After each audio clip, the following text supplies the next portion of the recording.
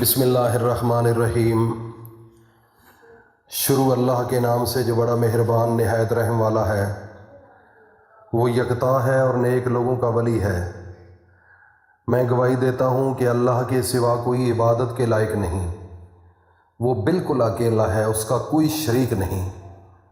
میں یہ بھی گواہی دیتا ہوں کہ محمد مصطفیٰ صلی اللہ علیہ وآلہ وسلم اللہ کے بندے، اس کے رسول اور آخری نبی ہیں۔ اے اللہ، میرے پیارے نبی حضرت محمد مصطفیٰ صلی اللہ علیہ وآلہ وسلم پر اور ان کی آل پر اور ان کے تمام صحابہ اکرام پر اپنی خاص رحمتیں، برکتیں اور سلامتی نازل فرما۔ آمین ثم آمین۔ ثنا گو پتا پتا ہے خدایا دم بدم تیرا، ثنا گو پتا پتا ہے خدایا دم بدم تیرا، زمین و آسماں تیرے ہے موجود و عدم تیرا، اور جو دنیا میں تیرا کھا کر تیرے شکوے کرے یا رب، تعجب ہے کہ ان پر بھی رہے لطف و کرم تیرا۔ اے مولا، تو چاہے تو قطرہ قطرہ کو سمندر کر دے۔ اے مولا، تو چاہے تو پھر یتیموں کو پیغمبر کر دے۔ یہ تو آپ کی مرضی ہے، جیسے تو چاہتا ہے ایسے ہوتا ہے۔ اس کائنات کے اندر کتنے درخت ہیں، ان درختوں کے آگے کتنے پتے ہیں، اللہ کی مرضی کے بغیر ایک پتا بھی کسی درخت سے نیچے نہیں گر سکتا۔ یہ ہے میرے اللہ کی طاقت، یہ ہے میرے اللہ کا ایک پاور کی نشانی۔ اللہ نے انسان کو بنایا، انسان کا وجود تک نہ تھا، خیالات بھی نہیں تھے، سوچ بھی نہیں تھی کہ یہ احمد ہوگا، یہ سعید ہوگا، یہ اسد ہوگا، یہ فاروقی صاحب ہوں گے، یہ مرزا انجینئر ہوگا، یہ حنیف قریشی صاحب ہوں گے۔ کوئی انسان نہیں سوچ سکتا تھا، لیکن اللہ نے اپنی قدرت کی طاقت سے، اپنی پاور سے انسان کی تخلیق کی۔ انسان کوئی ایسا اس کائنات کے اندر موجود نہیں جو اپنی مرضی سے پیدا ہوا ہو۔ پیدا کرنے والی ذات میری اللہ کی ہے۔ جو کہتے ہیں اللہ کدھر ہے، اللہ کہاں ہے، کیسے مانے اللہ کو؟ آج تو اس حد تک لوگوں کی سوچ پہنچ چکی ہے کہ اس اللہ سے زیادہ شان اللہ کی مخلوق کی بنا دیتے ہیں۔ اللہ کی مخلوقات 18,000 مخلوقات ہے۔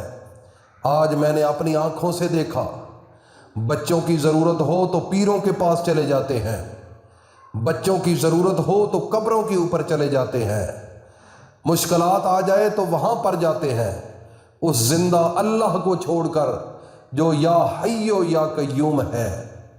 پتہ نہیں، سوچ نہیں، تعلیم نہیں، گہرائی تک سوچنا نہیں، قرآن کو پڑھا نہیں، اللہ کے نبیوں کی تعلیمات کو سمجھا نہیں۔ اسی لیے تو آپ کا گراف نیچے ہے۔ ابھی تو نیچے تب بھی سوچ رہے ہو نا، اس زندہ کو بھول چکے ہو، اس زندہ و جاوید جو اللہ ہے، جو ہر وقت انسان کے دل کے اندر ہوتا ہے۔ میرا رب قرآن کے اندر فرماتا ہے نحن اقرب علیہ من حبل الورید۔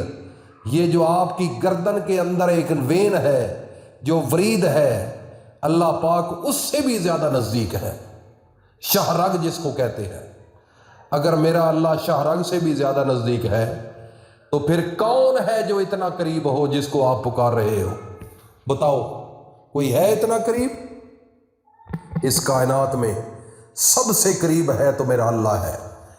ایک دنیا کے خدا کو ماننے والا اس کو صنم صنم کے الفاظوں سے پکارنے والا، رات کو اپنے اس صنم کی یاد میں کہنے لگا یا صنم یا صنم یا صنم یا صنم۔ رات کو نیند آ جاتی ہے، اونگ آ جاتی ہے، جب نیند کا غلبہ ہوا تو یا صنم یا صنم یا صنم کی بجائے اس کے منہ سے یا صمد کا لفظ نکل گیا، بس نکلنے ہی کی دیر تھی، اللہ نے 70 مرتبہ اس بندے کو کہا جی یا میرا بندہ، جی یا میرا بندہ، جی یا میرا بندہ، بول میرا بندہ کیا چاہتا ہے۔ 70 مرہ اللہ تعالیٰ نے 70 مرتبہ اس بندے کو جی سے جواب دیا۔ فرشتے آ کر کہنے لگے یا اللہ، وہ بندہ تو آپ کو نہیں پکار رہا تھا، وہ تو دنیا کا خدا، دنیا کا محبوب اس کے دل میں تھا، تو وہ تو بھول کر انجانے میں آپ کا نام بول دیا، تو آپ جی جی جی کر کے جواب دے رہے ہیں۔ میرے اللہ نے فرمایا کہ اے فرشتو، صنم جس کو وہ پکار رہا تھا اور صمد جس کو بھول کر پکارا، اس میں یہی تو فرق ہے۔ اس دنیا کے خدا سے، اس دنیا سے محبت کرنے والے اپنے لیڈر، اپنی مشکل کشا کو، جس کو پکار رہا تھا مشکل کے لیے، ساری زندگی اگر اس کو پکارتا رہے اس کو جواب نہیں ملے گا۔ میں اللہ وہ ہوں جس کو کوئی بھول کر بھی پکارے تو میں 70 مرتبہ جی سے جواب دیتا ہوں۔ تو اس زندہ جاوید اللہ کو چھوڑ کر جب تم لوگوں کے پاس جاتے ہو تو کس منہ سے جاتے ہو گے؟ اللہ کے ولیوں کا احترام لازم ہے، اللہ کے ولیوں کی قبروں پر جانا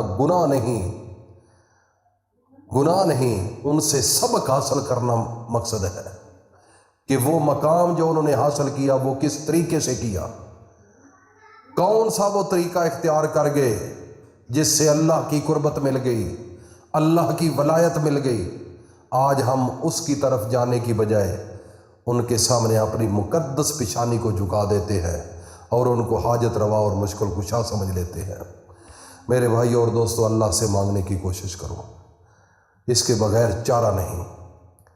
میں ایک وظیفہ بتاتا ہوں، میرے نبی نے خود بتایا، فرماتے ہیں کہ جو بندہ ایک دفعہ سورۃ اخلاص پڑھتا ہے، قرآن کا تہائی حصہ اس کا ثواب مل جاتا ہے، 10 سپاروں کا۔